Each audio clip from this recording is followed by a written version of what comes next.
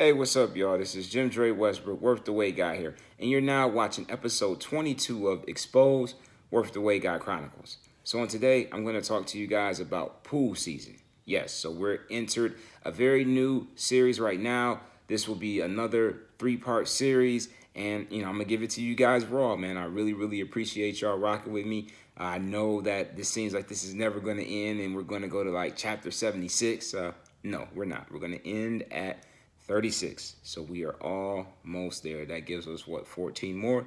So just bear with me. For those that are now catching on late, but you want to, read and catch up and, you want to get put on game like everybody else, please go to worththewaitguy.com, start from chapter 1, and then work your way up. So, yeah, pool season. If you guys don't remember, yeah, she dumped me.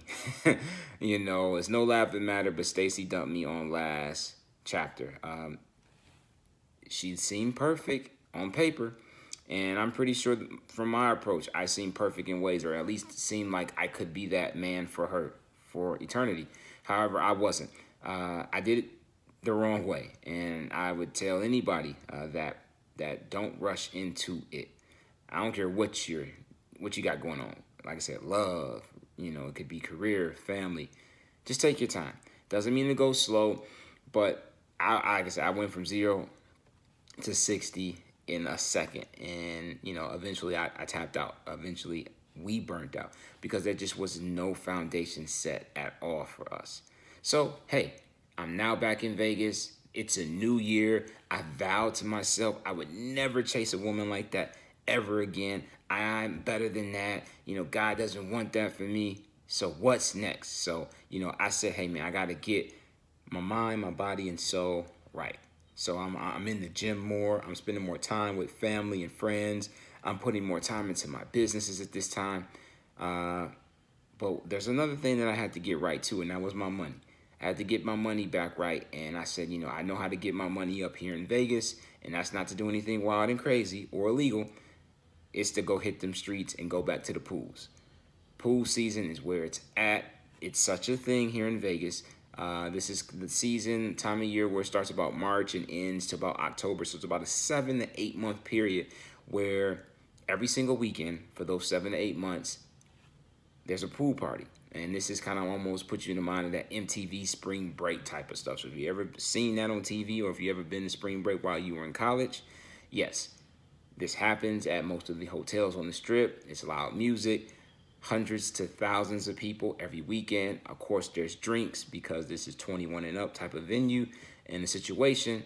And it's just, debauchery to some people, paradise to others. But that was the type of environment that I had a job as a VIP table busser for 3 years.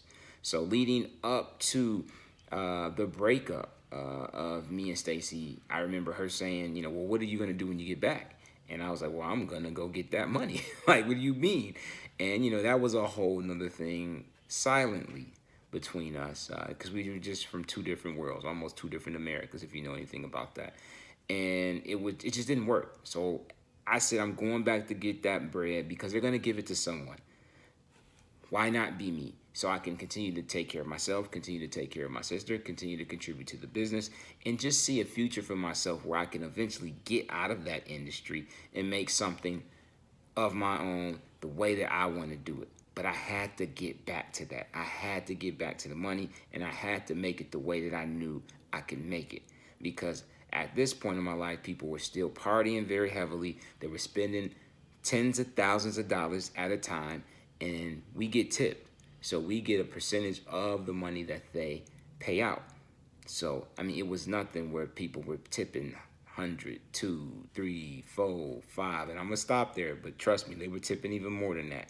And for you to just be nice, be courteous, take care of them, make sure that nothing is stolen and that you're just cool, right? And that was like pretty dope, right? But what was probably even more doper at some times that, even myself as Worth the way God took advantage of was the women. Now, when I say take advantage of, it's just to see the scenery. Nothing crazy, nothing, things like, oh, what was you really doing? I was working, I was grinding. But I will say that when you did take a break and you could just survey the land, it felt good to be surrounded by beautiful women. And I worked with some of the most beautiful women I've ever seen in my life, still to this day, at 34 years old. I mean, all colors, shapes, sizes, personalities. It's ridiculous on how beautiful some of these women are who work in the pool industry, in the nightlife industry. And it was just really cool to have genuine conversations, different relationships with each one of them. That's partly probably one of the reasons why I didn't have a girlfriend at that time, because I was always around dope women, always having dope conversations, always just being myself, to where I had a great relationship with almost every girl I worked with. Or like that girl that everybody thought was bad, like I had a special relationship with her just because of who I was and the way I talked to her and the way I talked to, all of them. Like it would be something different than just your cocktail waitress slash busser relationship.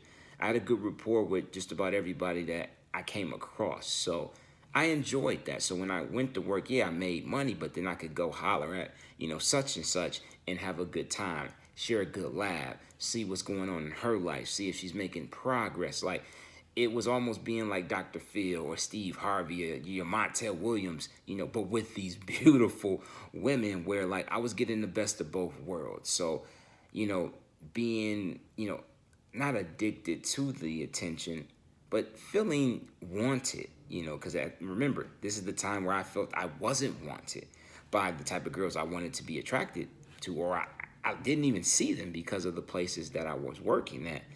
At least with these women, while we were here and we all were grinding and trying to get that bread, right?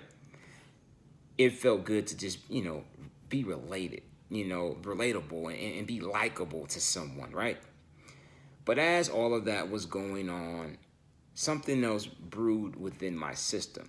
Because as I'm around these beautiful women, half naked beautiful women, by the way, which possibly some propositioned me, whether I worked with them or the women that were just patrons there, I'd come home.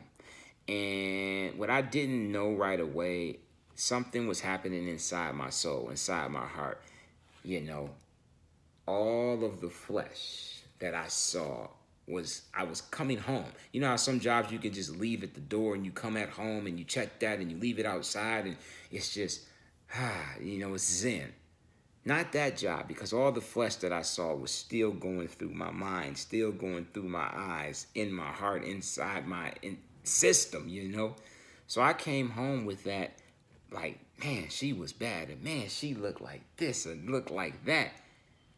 And eventually started acting out on that. So I didn't have sex, y'all, but I will say, and I've already said it in the blog, that I watched porn, I masturbated, and what became a habit of mine eventually turned into an addiction.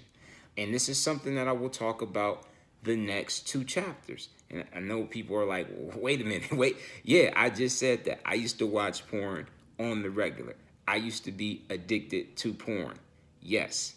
Worth the wait, guy. Yes, I am not perfect. I've never said I was perfect, but I definitely want to put that out there before I stop this video, that you guys heard me and I said it multiple times so you understand the severity of that situation. An operative word was, because I'm no longer like that anymore. But I was, y'all, and that is the takeaway on today. Boundaries are your best friend. Believe that. Like, trust me. Boundaries are your best friend. Because if you don't have no boundaries and you think that you're strong enough, you're going to come home and you're going to be like, you know what? I'm hungry. But then you're going to think about that and it's like, well, maybe I should watch porn instead. Or I should read a book, or I should go to work, or I should go do this or go do that. But you're going to get tripped up. So even if porn isn't your thing, but it's drugs, it's alcohol, or even if it's just laziness, you can be addicted to that too. Boundaries are your best friend. Know your triggers and stay away from them things, right? You're better than that, but you have to protect yourself. You have to even respect yourself and put boundaries up, because we are not as strong as we think we are without those boundaries. With boundaries, we can do it. Cool? All right, y'all. Till next time. Peace.